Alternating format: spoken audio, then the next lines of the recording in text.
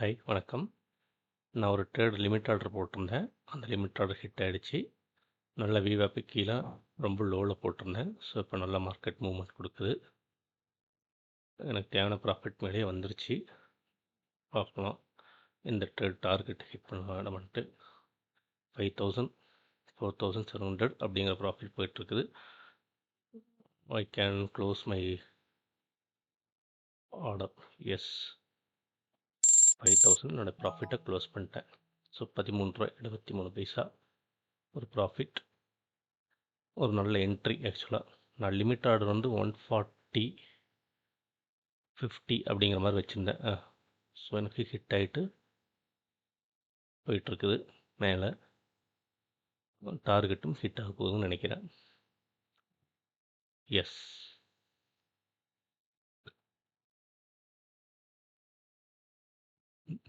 Wait பண்ணலாம் target hit ஆகுது இல்லையான்ட்டு. 1:2 ratio.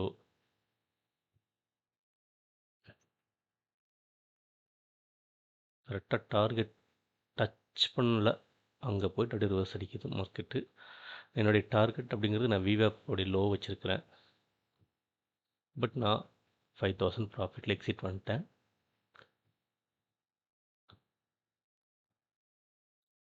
நான் சொன்னேன் ட்ரேட் சைக்காலஜி வந்து நான் இம்ப்ரூவ் பண்ணணும் அப்படின்ட்டு. Entry perfect entry.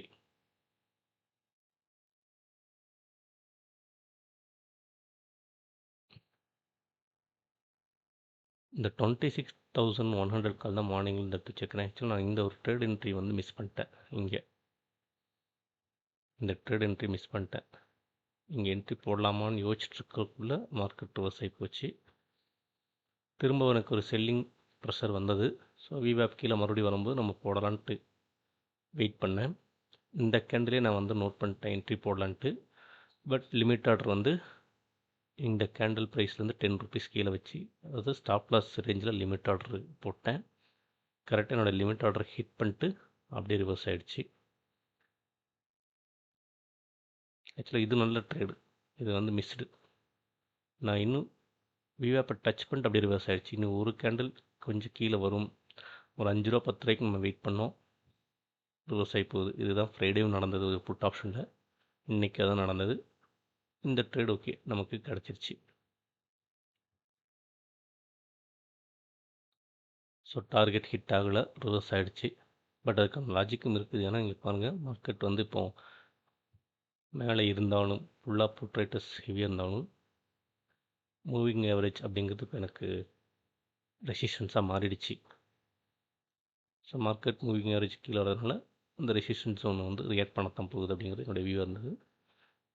இருந்தாலும் நான் அந்த 1:2 ரேஷியோ அப்படி தான் வச்சேன் என்ட்ரி. எனிஹவ், நம்மளுடைய என்ட்ரி ப்ரைஸ் அப்படிங்கிறது ரொம்ப ரொம்ப பர்ஃபெக்ஷனாக இருக்கணுங்கிறத முயற்சி பண்ணுவேன். ஃப்ரைடே மிஸ் பண்ணிட்டேன். இன்றைக்கி ஒரு ட்ரேடை மிஸ் பண்ணேன். ஃபைனலாக தேர்ட் ட்ரேடில் வந்து லிமிட் ஆர்டர் எனக்கு ஹிட் ஆயிருக்கு. மார்க்கெட்டுக்கு தேங்க்ஸ் சொல்லிடலாம். டார்கெட் ஹிட் ஆகுது இல்லைன்னா வெயிட் பண்ணி பார்க்கலாம்.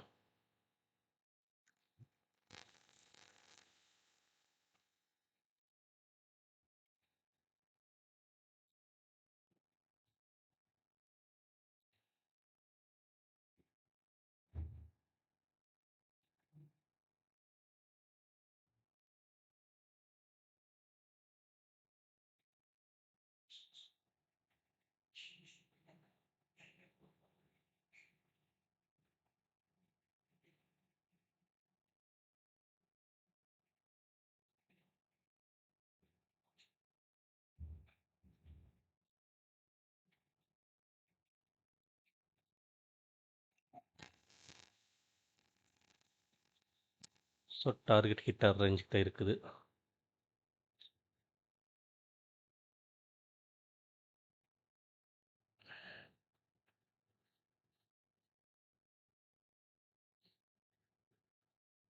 $150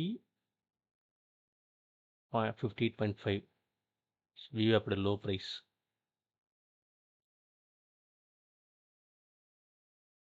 நம்ம வந்து ஒரு $5 முன்னாடியே க்ளோஸ் பண்ணிட்டோம். டார்கெட்டுக்கு முன்னாடியே மேனுவலே க்ளோஸ்.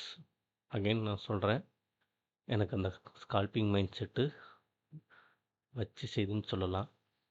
டார்கெட்டுக்கு போகவே விட மாட்டேங்குது. பரவாயில்ல, எங்கேயோ ப்ராஃபிட்டில் நம்ம வந்து க்ளோஸ் பண்ணுறோம். ஸோ மார்னிங் இன்றைக்கி பார்த்தீங்கன்னா நான் 1 ஹவர் வீடியோ ரெக்கார்டில் போட்டிருப்பேன். இன்றைக்கி மார்க்கெட் நல்ல ஒரு புல்லாக இருக்குது, மேலே தான் இருக்குன்ட்டு. நமக்கு பையிங் ஆப்பர்ச்சுனிட்டி ஃபஸ்ட் 1 ஹவரில் எனக்கு கிடைக்கவே இல்லை. இன்றைக்கி ஓஆர்பி ஸ்ட்ராட்டஜி சூப்பராக மார்க்கெட் எக்ஸிக்யூட் பண்ணிச்சு. செகண்டு வந்து என்னுடைய ஸ்ட்ராட்டஜி படி என்ட்ரி இங்கே வந்தது. நான் லிமிட் ஆர்டர் போட்டு அதை மிஸ் பண்ணேன். எக்ஸாக்டாக இங்கே 1.56 நான் ஒரு 10 ரூபா போட்டேன். 1.46 146 அந்த ரேஞ்சில் போட்டேன். அப்படி திரும்பிட்டு போச்சு. நான் சேஸ் பண்ணலை. நான் அந்த ஒரு விஷயத்தில் மட்டும் ஸ்டடியாக இருக்கிறேன். சேஸ் பண்ணக்கூடாது, நம்ம போட்ட ப்ரைஸ்க்கு வரல அப்படின்னா சேஸ் பண்ணக்கூடாது அப்படிங்கிறதுல அது ஒரு ஸ்ட்ராங் மைண்ட் செட். ஸோ ஒவ்வொரு விஷயத்தில் நம்மளுடைய மைண்ட் செட் வந்து இம்ப்ரூவ் பண்ணிகிட்ருக்கணும் அப்படிங்கிறது என்னுடைய வியூ. அதே மாதிரி எனக்கு இங்கே ஒரு நல்ல ஸ்ட்ராங் டவுன் கேண்டில் வரும்போது நான் இங்கே நோட் பண்ணேன். 10 ருபீஸ் ஸ்டாப் லாஸ் நம்ம வைப்போம். ஸோ அந்த ஸ்டாப் லாஸ் ஜோனில் லிமிட் ஆர்டர் போட்டுக்கலான்ட்டு லிமிட் ஆர்டர் போட்டேன். இந்த ட்ரேட் சக்ஸஸ் ஆகிடுச்சு. ஸோ இதுதான் 3 நாளாக வந்து நான் லிமிட் ஆர்டர் போடுறேன். 2 ட்ரேடு மிஸ் ஆச்சு, 3ஆவது ட்ரேடு எனக்கு கிடச்சிருக்கு. பட் அதெல்லாம் எனக்கு பிரச்சனை இல்லை, ஏன்னா நம்ம ப்ராஃபிட்டில் தான் இருக்கிறோம், லாஸ் கிடையாது. ஸோ நம்ம வந்து நான் சொல்கிற ஒரே ஒரு பாயிண்ட் தான், 10 ட்ரேடு வரும், 10 ட்ரேடு நம்மளால் என்டர் ஆக முடியாது. அது நான் நிறைய தடவை பார்த்துட்டேன், நிறைய ஸ்ட்ராட்டஜி ட்ரை பண்ணி பார்த்துட்டேன். ஸோ எல்லா ஸ்ட்ராட்டஜியும் போட்டால் அந்த 10 ட்ரேட் பிடிக்க முடியுமானா முடியாது. இப்போ நமக்குன்னு ஒரு ஸ்ட்ராட்டஜியில் வர்றது, நம்மளுடைய புரிதலுக்குள்ளே வர்றது ட்ரேடில், அதில் ஒரு 4-5 ட்ரேடு சக்ஸஸ்ஃபுல்லாக என்டர் ஆகலாம் அப்படின்ட்டு. நிறைய பேர் இங்கே புட்டு ட்ரை பண்ணியிருப்பாங்க. எக்ஸாம்பிள் இந்த இடத்துல புட்டு ஏன் எடுத்துருக்கூடாதுன்ட்டு 26,000 இங்கே psychology level. So 26,000 market touch பண்ணிட்டு அங்கேருந்து ஒரு புட்டு ட்ரை பண்ணியிருப்பாங்க. ஆனால் நான் வந்து கால் சைடு தான். ஆக்சுவலாக இது வந்து நம்ம க்ரீனில் மாற்றிடலாம். ஏன்னா இது எல்லாமே இப்போ சப்போர்ட்டாக கன்வெர்ட் ஆகிடுச்சு. ஒன்ஸ் ரெசிஸ்டன்ஸ் பிரேக் அவுட் பண்ணிடுச்சுன்னா மார்க்கெட் அந்த ரெசிஸ்டன்ஸ் வில் பிகம் சப்போர்ட் ஆகிடுச்சு. ஸோ 26,000 தான் இப்போ வந்து ரெசிஸ்டன்ஸ், நியூ ரெசிஸ்டன்ஸ் 26,000 ரெசிஸ்டன்ஸ் ஆகிடுச்சு. இதுதான் மார்க்கெட் வந்து இப்போ ஸ்டில் மார்க்கெட் புல்லிஷாக தான் இருக்குது. இங்கே பார்த்தீங்கன்னா 25,900 வந்து கால் ரேட்டர்ஸ் எக்ஸிட் ஆகிருக்கிறாங்க.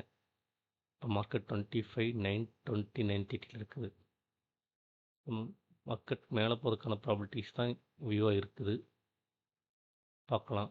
ஏன்னா நல்ல மார்னிங்லேருந்து நல்ல ஒரு மூவ்மெண்ட் போய் ஒரு ப்ராஃபிட் புக்கிங் வந்திருக்குது. ஆக்சுவலாக இது வந்து பேருன்னு சொல்ல முடியாது, ப்ராஃபிட் புக்கிங், நல்ல ஒரு ப்ராஃபிட் புக்கிங் மார்க்கெட். ஸோ இங்கேருந்து மேலே போய் ப்ராஃபிட் புக்கிங். ஸோ நம்ம இங்கே சேனல் பார்த்துடலாம். இது எல்லாமே வந்து இப்போ க்ரீன் ஆகிடுச்சு, சப்போர்ட்டுக்குள்ளே வருது மார்க்கெட்டு. மறுபடியும் இங்கேருந்து மேலே போகிறதுக்கு வாய்ப்பு அதிகமாக இருக்குது. சப்போர்ட்.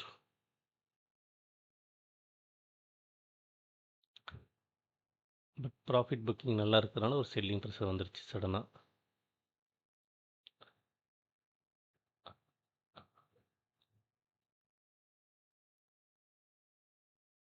இங்கே ஃபிப் லெவலும் இருக்குது நமக்கு.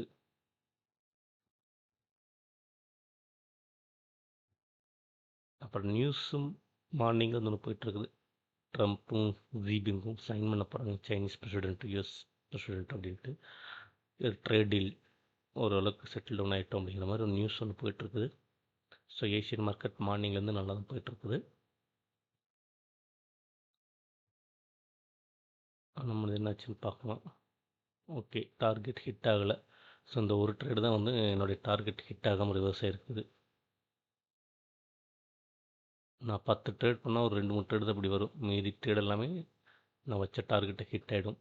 ஸோ அதுக்காக நான் இன்றைக்கி பண்ண மெத்தட் சூப்பர் கரெக்டான சக்ஸஸ்ஃபுல் மெத்தட்னு சொல்ல மாட்டேன்.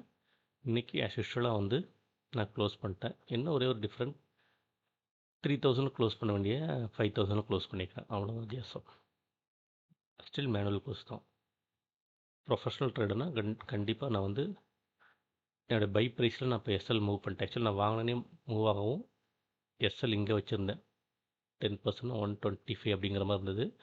அங்கேருந்து மூவ் பண்ணி பை ப்ரைஸில் வச்சுட்டேன். காஸ்ட்டில் கரெக்டாக பார்த்தீங்கன்னா தெரியும். 147 140.70 பை ப்ரைஸும் 140.70. ஸோ பிரேக் ஈவன் ட்ரேடு தான் அது. ஸ்டில் நான் ஹோல்டு பண்ணியிருந்தேன்னா மேலே ஸ்டாப் லாஸ் டார்கெட் வந்து கரெக்டாக கிட்டத்தட்ட ₹1 டிஃப்ரென்ஸில் டார்கெட் ரிவர்ஸ் ஆகிடுச்சு மார்க்கெட். இது கொஞ்சம் ஃப்ரஸ்ட்ரேஷன் ஆகிருக்கும் ஹோல்டு பண்ணியிருந்தோம்னா. ஏன்னா 157.99 அப்படிங்கிற டார்கெட் வச்சுருக்கிறோம். மார்க்கெட் போன ஹை ரிவர்ஸ் ஆகி ஹை போனது வந்து 158 பைசேல வந்து மிஸ் ஆகிருக்குது டார்கெட் ஹிட் ஆகுறது. சரி 158.40 டார்கெட்டு. மார்க்கெட் போனது 158 எக்ஸாக்டாக 40 பைசாவில் வந்து நம்ம டார்கெட் மிஸ் ஆகிட்டு வந்திருக்கு. இது வந்து ஹோல்டு பண்ணியிருந்தோம்னா கொஞ்சம் ஆயிருக்கலாம் ஃப்ரஸ்ட்ரேஷன். ஏன்னா 158 40 பைசா நான் டார்கெட் வச்சு என்ட்ரி ஆகிருக்கிறேன். 158 ஹிட் ஆகிருக்க மாட்டேன், ரிவர்ஸ் ஆகிருக்கு. வெறும் 40 பைசாவில் ஹிட் ஆகி இப்போ இந்த ட்ரேடை நான் ஹோல்டு பண்ணிட்டு இருந்தேன். பிரேக் இவன் பக்கம் ஓடிடுச்சு. கொஞ்சம் இதுதான் ஃப்ரஸ்ட்ரேஷன். எஸ், இதுதான் நமக்கு ஃப்ரஸ்ட்ரேஷன் கொடுக்கக்கூடிய ட்ரேடு.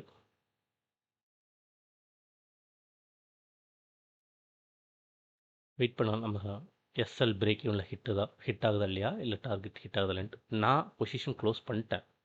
பட் ஒரு ப்ரொஃபஷனல் ட்ரேடராக இருந்தால் என்ன பண்ணுவேன் அப்படிங்கிறதுக்கு நான் வந்து என்ன ட்ரெயின் அப் பண்ணிட்டுருக்கிறேன். ஸோ அதுக்காக நான் இப்போ வந்து ஹோல்டு பண்ணுறேன். ஐ மீன் ரெக்கார்டு வந்து பண்ணுறேன். பட் டெஃபினெட்லி இந்த ட்ரேடு நான் ஹோல்டு பண்ணியிருந்தேன்னா நம்ம பல லட்சங்களை நான் விட்ட மாதிரி ஒரு ஃப்ரஸ்ட்ரேஷன் வந்திருக்கும். 40 பைசாவில் நம்ம டார்கெட் மிஸ் ஆகும்போது அது எப்படி சொல்கிறது.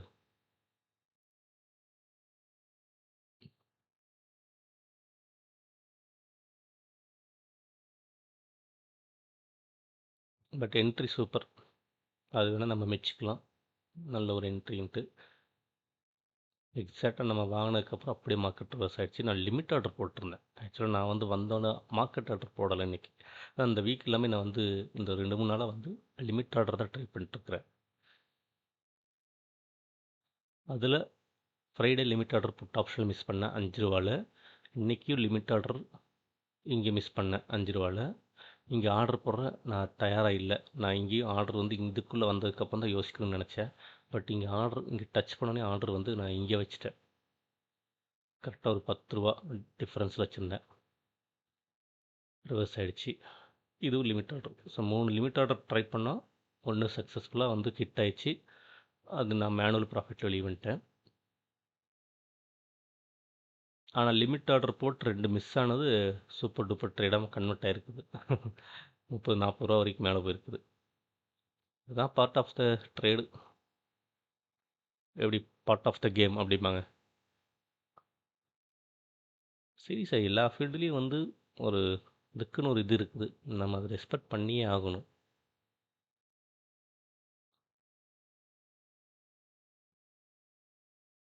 ஒரு சின்ன எக்ஸாம்பிள் சொன்னால், இப்போ விராட் கோலி ஆஸ்திரேலியா சீரீஸ் முடித்தாங்க. அவர் டெபியூட் ஆன டைமில் ஃபஸ்ட்டு சீரீஸ் ஏதோ வந்து கன்சிடர் 2 ODI டக் அவுட் 0 ரனில் வந்து பெவிலியன் திரும்பினார்.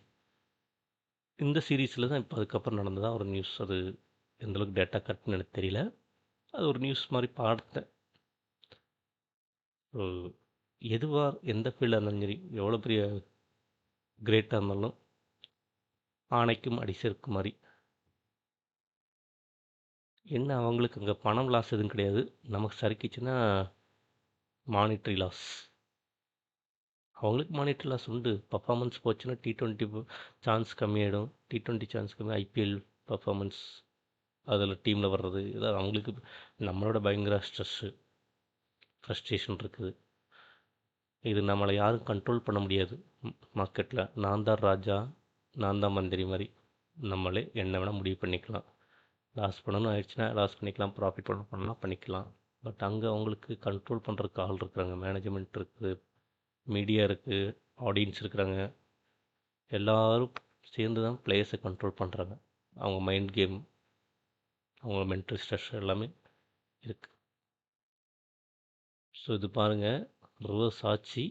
145க்கு வந்துட்டு கிட்டத்தட்ட 144 வரைக்கும் வந்துட்டு திரும்ப 154 நம்ம செல் பண்ண ப்ரைஸ்க்கு வந்துருச்சு. இது நான் ஒரு மைண்ட் கேம் மாதிரி தான் நான் வந்து இப்போ வச்சுட்ருக்கிறேன். என்னோட மைண்ட் கேம், என்னோடய என்ட்ரி கரெக்ட், இப்போ என் டார்கெட் ஹிட் ஆகுமா ஆகாதா அப்படிங்கிறது தான்.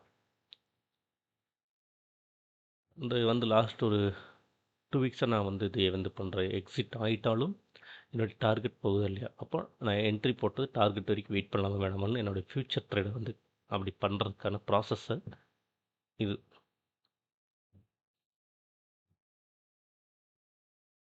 என்ன நானே செல்ஃப் டெஸ்ட் பண்ணிகிட்ருக்கேன், அவ்வளோதான்.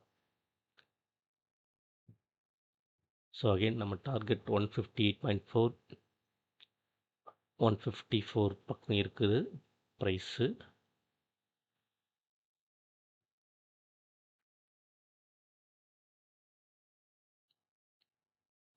ஆக்சுவலாக இந்த புஷ் பண்ண புல்லு வந்து பார்த்திங்கன்னா நானும் ஒருத்தர் அதில்.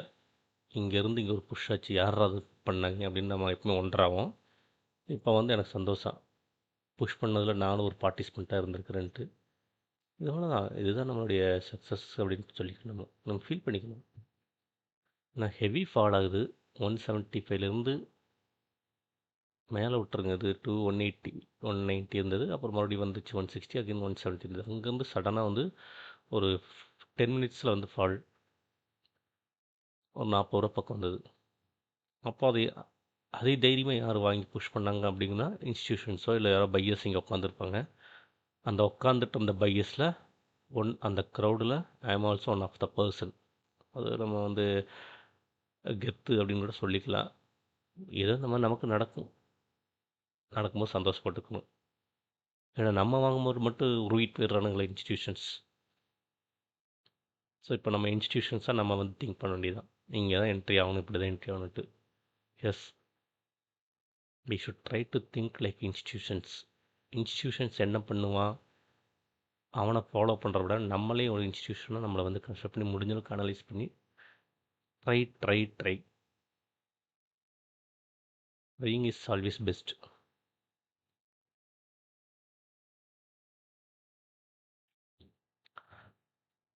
வடிவேல் சொல்கிற மாதிரி சோதிக்காதீங்கடா, சோதிக்காதீங்க, பொறுமையை ஏன்டா இவ்வளோ சோதிக்குங்க தான் இப்போ இந்த ட்ரேடு போயிட்டுருக்குது. இது நான் எடுத்து க்ளோஸ் பண்ண வச்சுருந்தேன்னா என் மனநிலை எந்த அளவுக்கு இருக்குன்னு எனக்கு தெரியல. ஒரு மாதிரி ஃப்ரஸ்ட்ரேஷன் இருக்குது, நாடா இன்னும் போக மாட்டேங்குது, கட்டு பண்ணுது அப்படின்ட்டு. மேபி இங்கே வந்தப்போ எக்ஸிட் போட்டிருக்கலாம், ஹோல்டு பண்ணியிருந்தால் இங்கே வந்தப்போ எக்ஸிட் பண்ணியிருப்பேன். மேனுவலாக ஸ்டாப் லாஸ் வச்சுக்கிறோம், இருந்தாலும் ஏன் வந்து ஒரு 1000 விடணும், சும்மா என்ட்ராயிட்டு சும்மா வரணும் வெளியே அப்படின்ட்டு இங்கே வந்து எக்ஸிட் போடும் மனநிலை. நம்ம மனசு அப்படி தான் பண்ணும். எக்ஸிட் போட்டதுக்கு மறுபடியும் மேலே போகும். இது வந்து இதுதான் mind game. Tradings a mind game, simply to say.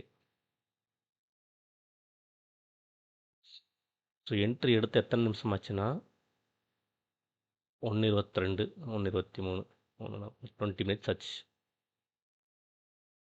Stop loss hit ஆகலை, மேலே டார்கெட்டு ஹிட் ஆகுது.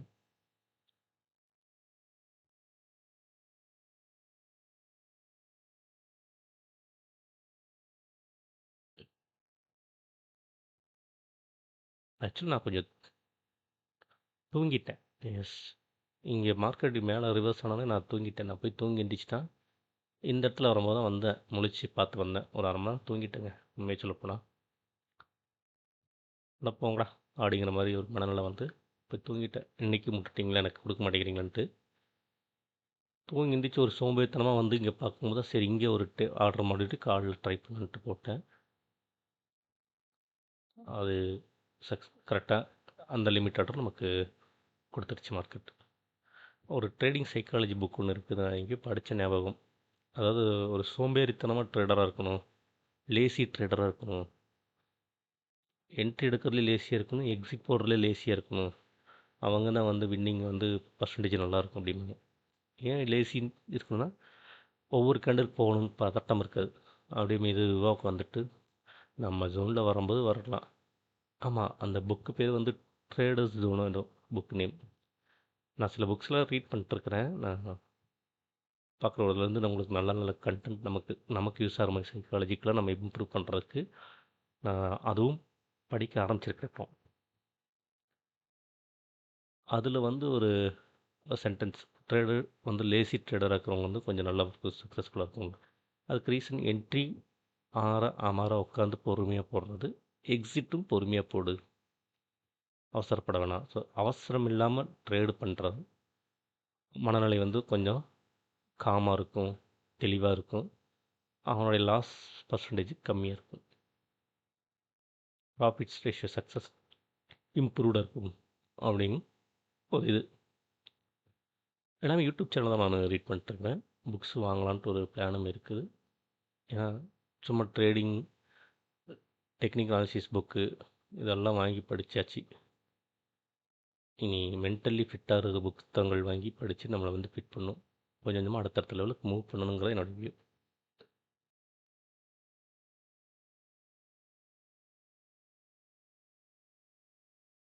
நான் வாங்கின ஃபஸ்ட்டு புக்கு பார்த்தீங்கன்னா technical analysis of the financial markets, Murphy அப்படிங்கிற ஒரு ஆத்தர். அந்த புக்கு அது தான் நான் வந்து வாங்கினது. அது யார் எனக்கு ரெஃபர் பண்ணல. நான் ஆக்சுவலாக வந்து சிஎஃப்ஏ இன்ஸ்டிடியூட் அப்படின்னு ஒன்று இருக்குது, சார்ட்டர்ட் ஃபைனான்ஷியல் அனலிஸ்ட். ஸோ அது கொஞ்சம் படிக்கணும்னு ஆசைப்பட்டேன் 2007-8லேயே. நம்ம சூழ்நிலையும் பொருளாதாரமும் அன்னைக்கு இருந்த சூழ்நிலையும் எதுவுமே நமக்கு கை கொடுக்கல. அதனால் அதெல்லாம் ட்ராப் பண்ணியாச்சு அந்த பிளான். பட் அந்த வெப்சைட்டில் வந்து அந்த CFA level 1, level 2, level 3 exams இருக்கும். அதில் அவங்க வந்து ஸ்டடி மெட்டீரியல் அப்படிங்கிறதுல வந்து ரெஃபரன்ஸ் புக்ஸுங்கிற லிஸ்ட்டு கொடுத்துருப்பாங்க. ஸோ ரெப்யூட்டட் இன்ஸ்டியூட் சிஎஃப்ஏ அப்படிங்கிறது. அப்போ அவங்க என்ன புக்ஸ்லாம் ரெஃபர் பண்ணுறாங்க, ஸ்டடி பண்ண சொல்கிறாங்க அப்படிங்கிறத பார்த்து, அதேமாதிரி சார்ட்டர்டு மார்க்கெட் சர்டிஃபைடு இல்லை சார்ட்டர்டு தான், சார்ட்டர்டு மார்க்கெட் டெக்னீஷியன் சிஎம்டிங்கிற ஒன்று இருக்குது. அது ஃபார் டெக்னிக்கல் அனாலிசிஸ் ஒரு ரெகக்னைஸ்டு ஒன்று, யூஎஸ் பேஸ்டு. அது ஒரு ரெகக்னைஸ்ட்னு வச்சுக்கோங்க. இங்கே இந்தியாவில் சிஏ, சிஎஸ், சிடபிள்யூ இன்ஸ்டியூட் மாதிரி. மார்க்கெட்டில் சிஎம்டி, சிஎஃப்ஏ வந்து டாப். இப்போ இங்கே இருக்கிற ஃபண்ட் மேனேஜர்ஸ்லாம் நம்ம பார்த்தோம்னா, மியூச்சுவல் ஃபண்ட் மேனேஜர்ஸ்லாம் majority of them IM finance பண்ணியிருப்பாங்க, எம்பிஏ பண்ணியிருப்பாங்க. அண்டு யூஎஸில் இருக்கிற இன்டர்நேஷ்னல் யூனிவர்சிட்டியில் எம்பிஏ பண்ணியிருப்பாங்க, ப்ளஸ் சிஎஃப்ஏவும் பண்ணியிருப்பாங்க. நீங்கள் உங்கள் ப்ரொஃபைலை பார்த்தீங்கன்னா தெரியும். ஸோ அந்தளவுக்கு வந்து ஃபினான்ஸ் ஃபீல்டில், இன்வெஸ்ட்மெண்ட் ஃபீல்டில் சிஎஃப்ஏ வந்து ஒரு டாப் மோஸ்ட்டு ஒரு சர்டிஃபிகேஷன். இது நான் 2007-8 இதெல்லாம் நான் வந்து ஸ்டடி பண்ணி வச்சுருந்தேன். ஸோ ஆனால் அன்றைக்கி அதெல்லாம் இல்லை ஆப்பர்ச்சுனிட்டி. இன்றைக்கி ஆப்பர்ச்சுனிட்டி நிறைய இருக்குது, நிறைய ஃப்ரீயாகவும் கிடைக்கிது. அதுதான் வந்து ஒரு பெரிய ப்ளஸ் பாயிண்ட் இன்றைக்கி இருக்கிற வேர்ல்டு. பிலீவ் மீ, 2009-10 பீரியடில் சூப்பர் ட்ரெண்ட் இண்டிகேட்டரை பற்றி என்னுடைய ஃப்ரெண்ட் ஒருத்தர்கிட்ட நான் டிஸ்கஸ் பண்ணிட்டு இருந்தேன். ஆட்டோமேட்டட் ட்ரேடிங், மேனுவல் ட்ரேட் கிடையாது, சிஸ்டமேட் ட்ரேட் பண்ணும். அது ஒரு இண்டிகேட்டர் பேஸ்டு ட்ரேடு இன்ஸ்டிடியூஷன்ஸ்லாம் அப்போ யூஸ் பண்ணிட்டுருக்குறாங்க அப்படிங்கிற மாதிரி 7-8. ஆக்சுவலாக நம்ம இப்போ யூஸ் பண்ணுற இண்டிகேட்டர்லாம் வந்து பார்த்திங்கன்னா இன்ஸ்டிடியூஷன்ஸு அதை யூஸ் பண்ணி அதை தேய்ச்சி காரி துப்புங்கிற வார்த்தையை சொல்லக்கூடாது, நல்லா இருக்காது, மரியாதை இருக்காது. அதாவது அதை பயன்படுத்திட்டு இதுக்கப்புறம் இது என்னத்தை இதில் இருக்குங்கிற தூக்கி போட்டால் தான் மார்க்கெட்டுக்குள்ளே வந்து இனாமா வந்து ட்ரேடிங்லேயும் எல்லா ட்ரேடிங் பிளாட்ஃபார்ம்லேயும் வந்து இன்டெகிரேட் ஆச்சு. அதைத்தான் நம்ம இப்போ வந்து யூஸ் பண்ணிட்டுருக்குறோம். இதெல்லாம் 20 வருஷத்துக்கு முன்னாடி வந்து இன்ஸ்டிடியூஷன்ஸ் கைவிட்டுட்டாங்க, யூஸ் பண்ணி RSI, McD, super trend, moving average அதெல்லாம் அவங்க எல்லாம் ஸ்டார்டிங் பீரியட்லேயே வந்து யூஸ் பண்ணி எல்லாம் முடித்து அடுத்த லெவலுக்கு போயிட்டாங்க. அதனால் இப்போ AI based trading, quantum trading போயிட்டாங்க. நம்ம இப்போ இண்டிகேட்டரே பிடிச்சி லேர்ன் பண்ணிட்டுருக்கோம். இது நமக்கு ரீட்டைல் ட்ரேடர்ஸ்க்கும் ரீட்டைல் இன்வெஸ்டர்ஸ்க்கு எப்போவுமே வந்து இறந்த செய்தியும் இறந்த விஷயங்கள் தான் கிடைக்கிது. இது ஒரு சாபக்கேடு. இப்போ ஃபினான்ஷியல் ஸ்டேட்மெண்ட்டு வந்து வருது அப்படின்னா நல்லா இண்டஸ்ட்ரியில் ஒரு 1 வீக் பிஃபோரே வந்து எப்படி லீக் ஆகணுமோ அப்படிலாம் போயிடும். இன்ஸ்டிடியூஷன்ஸ்க்கு அதுக்கு என்ன பண்ணி வைக்கணுமோ எதிர்வினையாற்றணும், எல்லா வினையும் மாற்றி வச்சுருவாங்க. நம்ம ரீட்டைல் ட்ரேடர்ஸ் தான் ரிசல்ட் வந்தால் நான் பாசிட்டிவ் ரிசல்ட்டு நடத்தணும் போய் உட்காந்து அது வேறு மாதிரி ரியாக்ட் பண்ணும். நெகட்டிவ் ரிசல்ட் வந்துருக்கு நம்ம போய் இப்போ ஒன்றும் இல்லை. இந்த தடவை இண்டஸ்இண்ட் பேங்க் ரிசல்ட் வந்து பார்த்திங்கன்னா பேடு, குவார்ட்டர் ரிசல்ட். ஆனால் இண்டஸ்இண்ட் பேங்க் அடுத்த நாள் பாசிட்டிவாக க்ளோஸ் ஆகுது. ஹெச்டிஎஃப்சி பேங்க்கு ஐசிஐசி பேங்க்கு குட்டு. பட் அடுத்த நாள் ஹெச்டிஎஃப்சி பேங்க் ரிசல்ட் வந்து அடுத்த நாள் நான் ஒரு வீடியோவே இது பண்ணியிருப்பேன். அடுத்த நாள் வந்து நெகட்டிவில் க்ளோஸ் ஆகும். நம்ம மண்டையை பிச்சுக்குவோம். ஏன்னா ரிசல்ட்டு ஒஸ்ட்டு. அப்புறம் மார்க்கெட் நெக்ஸ்ட் டே வந்து பேடாக தான் இருக்கும். நம்ம இதை stock based put option call ஆப்ஷன்லாம் போனோம்னா இதுதான் பெரிய ரிஸ்க்கு. ஆக்சுவலாக ஸ்டாக் பேஸ்ட் ஆப்ஷன்ஸ் ட்ரேடிங் வந்து ரொம்ப ரொம்ப ரிஸ்க்கு. இந்த நிஃப்டியாவது வந்து லைவ் டேட்டா பேஸ்டு தான். அது ஓரளவுக்கு குளோபல் என்ன நடக்குது, இண்டிவிஜுவல் ஸ்டாக்குங்கிறது என்ன ஸ்டாக்குக்குள்ளே பண்ணிகிட்ருக்குறாங்கிறது கண்டுபிடிக்க ரொம்ப ரொம்ப தலைவலி. ஓகே, நம்ம டார்கெட் ஹிட் ஆக போகுது. Target hit. Yes, finally target hit. இதுக்கு நம்ம வெயிட் பண்ண டைம், பண்ணியிருக்க வேண்டிய டைம் 120 to 150, 30 மினிட்ஸ், அரை மணி நேரம். ஆனால் 40 பைசாக்கு தான் அரை மணி நேரம் நான் உட்காந்துருக்குறேன் உண்மையை சொல்ல போனால். ஏன்னா அடுத்த 3rd 4th மினிட்லேயே எனக்கு 158 ரூபா வந்துருச்சு. என்னுடைய டார்கெட்லேயும் 158 ரூபா 40 பைசா. அங்கேருந்து கிடுக்கிடுன்னு 144 45 வந்துட்டு இப்போ வந்து டச் பண்ணியிருக்குது.